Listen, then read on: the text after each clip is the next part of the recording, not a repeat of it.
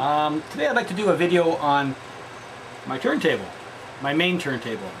Any of you who've seen my videos have probably noticed that I got a few turntables, actually 5 to be exact, against the wall, my main wall, and the one that's highest is my main turntable, the Denon DP60L.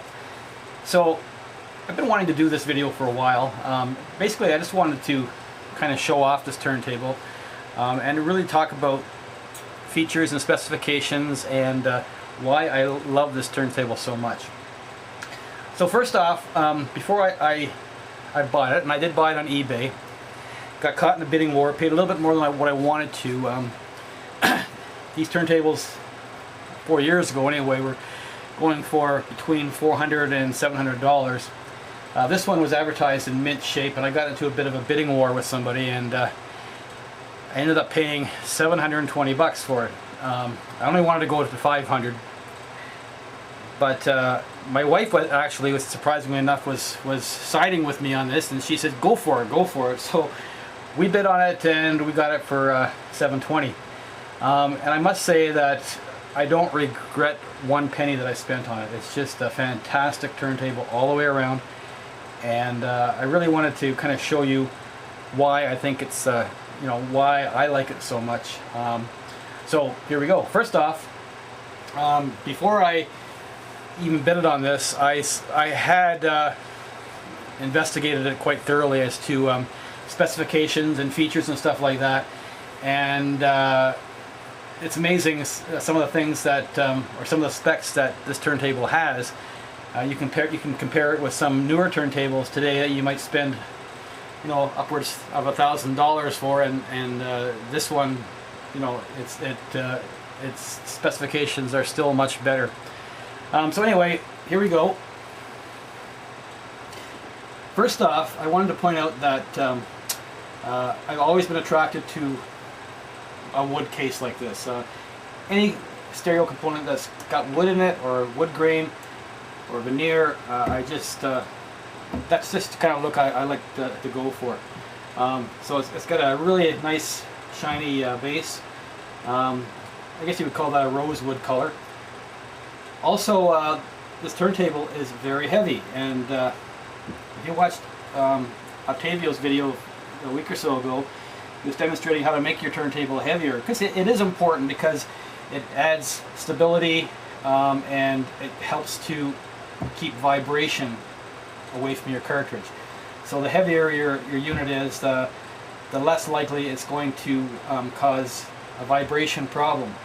So like I say, it's heavy. It's 27 pounds, made in Japan in 1980. It was advertised as being in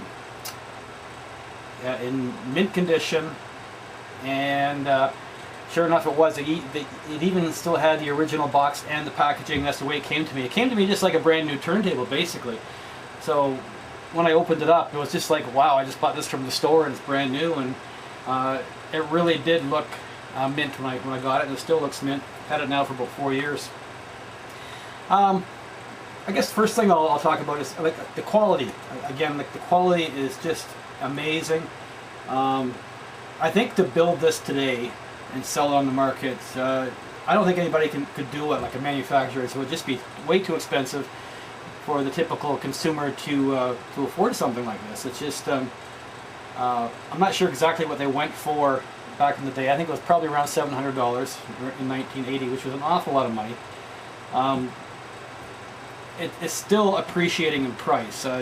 Vintage tables like this, I found that, you know, I purchased it 4 years ago, and its value has gone up since then. So it just goes to show that in the early 80s, 1980, that area, and I'm not just saying Denon, I'm saying quality turntables from that time period, from say 79 to 82.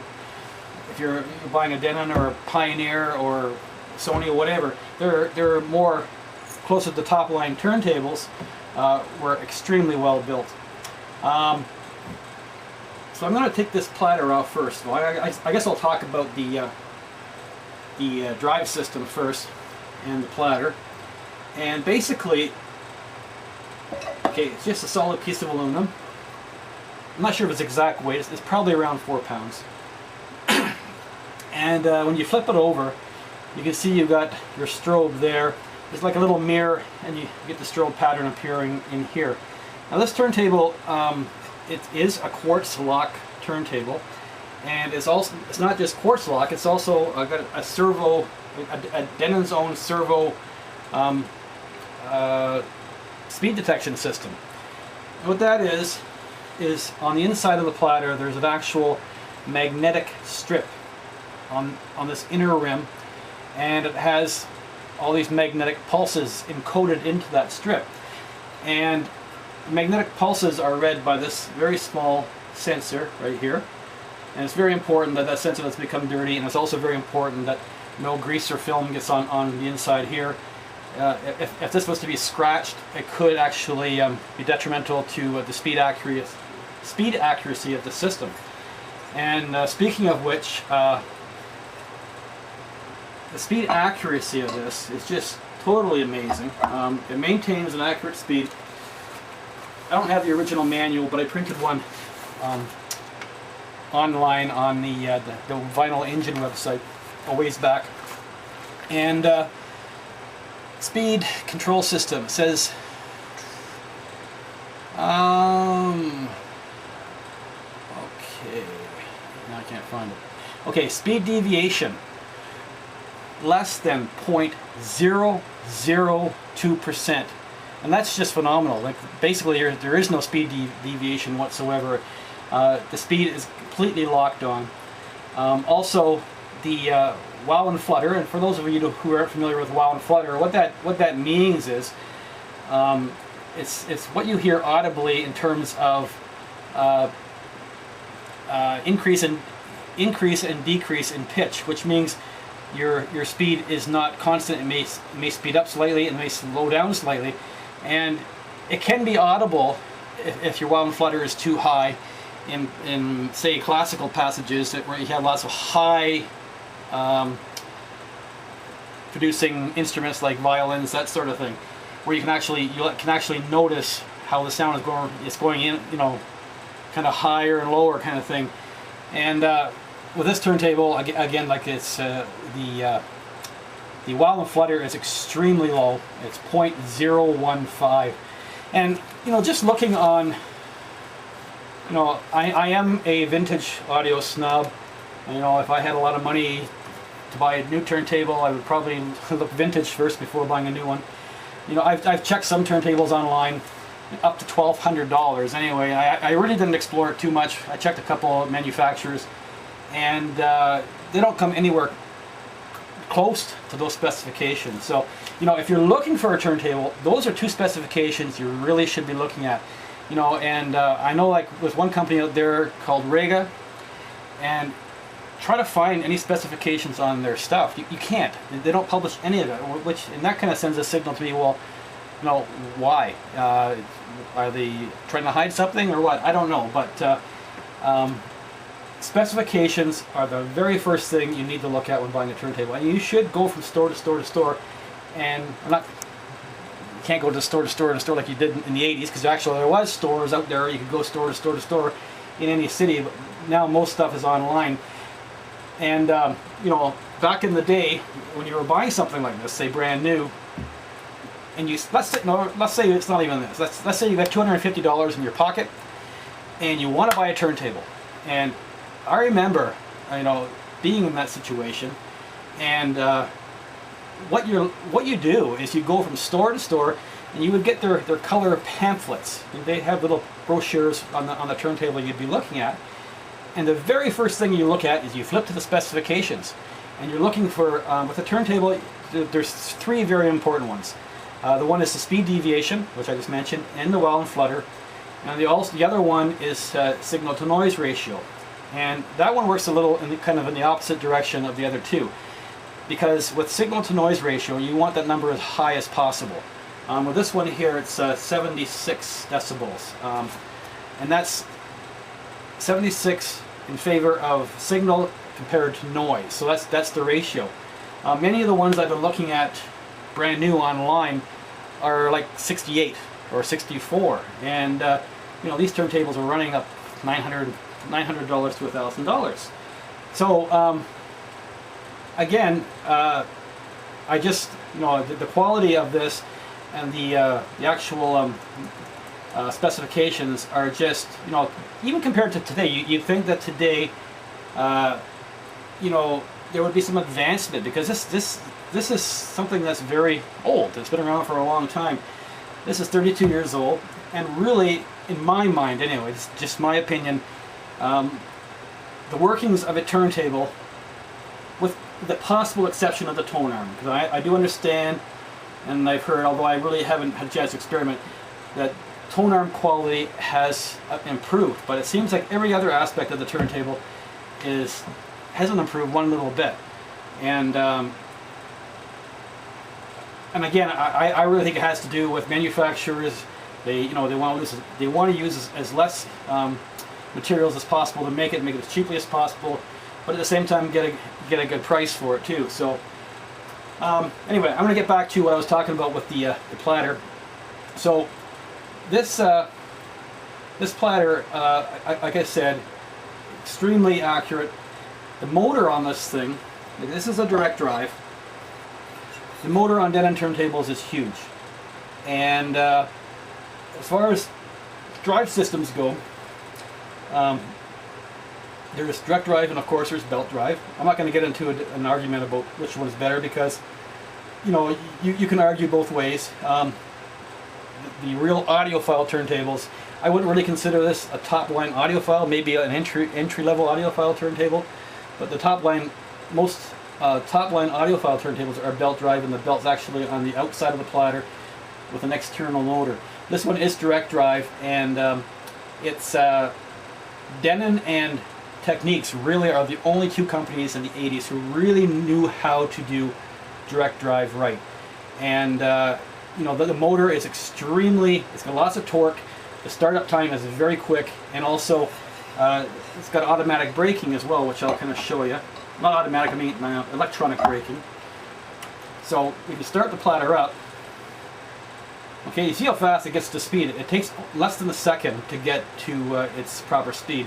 And then when you turn it off, it stops just as fast.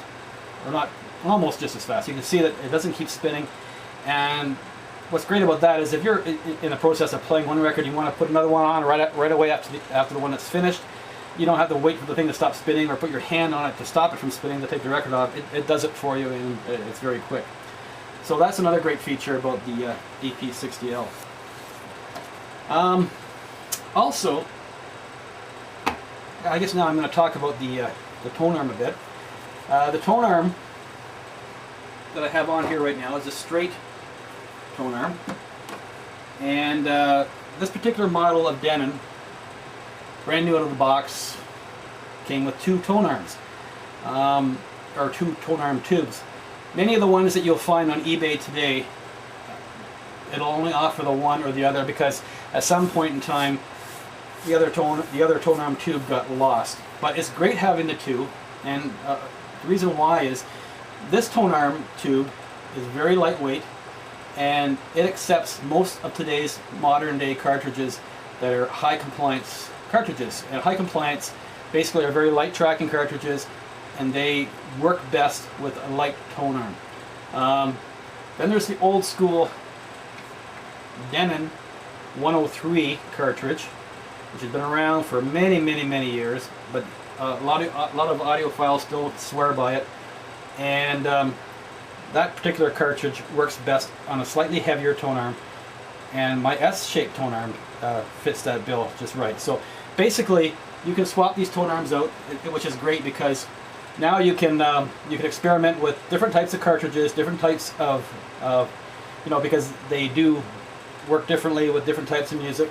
Some are more suited to others, and vice versa. And it allows you to experiment a little bit more without having to actually unscrew the cartridge or put a new one in. You now have two arms to play with. So in swapping these arms out, it's very simple. All you need to do is just loosen the screw in the top, and the arm comes out. Just pull it straight out, like that. And the other arm goes in, same way. push it in, tighten it up. There you go. Now the other thing you have to do though is like this Tonearm or this turntable also comes with 2 counterweights. This is the bigger counterweight, which is for the S-shaped arm because it is heavier. It takes more weight on the back to balance it off. So it comes with both arms and 2 counterweights. Anyway, I'm going to put this back to the straight arm for the rest of my demonstration. Okay. Now this turntable also has a first I'm going to slide a record on there.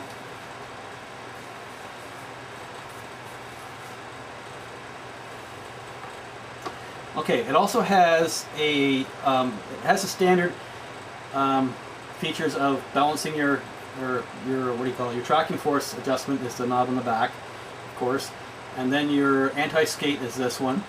But most or a lot, I would say most general consumer use turntables do not have a vertical tracking angle adjustment, and some people may not even know what that is, but I didn't know what it was until I actually purchased this turntable. And what it is when your stylus is on the record, it's actually not straight up and down. It's kind of like a rake, and it's so it kind of your grooves are going this way, and your stylus is in kind of on an angle, and that angle is not crucial to have your VTA set or vertical track angle set properly, but the experts will say that it does improve your sound, it does improve your record life, and your stylus life as well. So if your VTA is way out of whack, that could be detrimental to either your stylus or your record or both. So anyway, the way you adjust the vertical tracking angle, and why, okay, first of all, why would you need to adjust it? Well, the reason why is different cartridges have different size profiles. This cartridge here you can see is a fairly high cartridge, some of them are lower, and because of the different heights that are involved, the actual slope of your tone arm, I'm talking about when it's on the record, so I'm going to just kind of lower that down onto the record. The actual slope of your tone arm needs to be, in order to have proper track angle, it needs to be parallel to the record. If it's sloping up like this, your angle's off. If your tone arm's sloping down like that, it's off as well. So to adjust, this adjustment is basically done with 2 screws on the back of the tone arm pivot. All you need to do is loosen those, and the entire assembly either raises up or down. So what you do is you just fiddle around that. Sometimes it takes a while because you're basically eyeballing the how parallel the arm is to the record, and you get it to where you think it's satisfactory, and then you just tighten the screws back up again. So that's basically how you adjust that. What else? Okay, this turntable is also it's fully manual with an exception, and manual turntables, especially in the minds of audiophiles. I'm not an audiophile, I'm an audio enthusiast, I'm a wannabe audiophile, but I'm not rich enough to be an audiophile. Anyway, audiophiles prefer manual, and the reason for that is most consumer use turntables, say a semi-automatic turntable where, you know, maybe it's not automatic and you have to put the arm on, and at the end of the record the turntable automatically raises it and brings it back. Well, what there is, if you lift the platter off, you'll probably see these big white plastic gears, and basically the arm is moved by way of the actual motor that's turning the platter. So as the platter turns, you know, the stylus engages something at the end of the dead wax here, and then all this stuff happens, and this motor from the actual platter motor drives these gears, and your tone arm moves back. With this, there is no connection with the platter and the tone arm. They are completely separate, and the advantage of that is that whenever you have anything mechanical that's attached to your tone arm best performs, and your needle best performs when you've got total free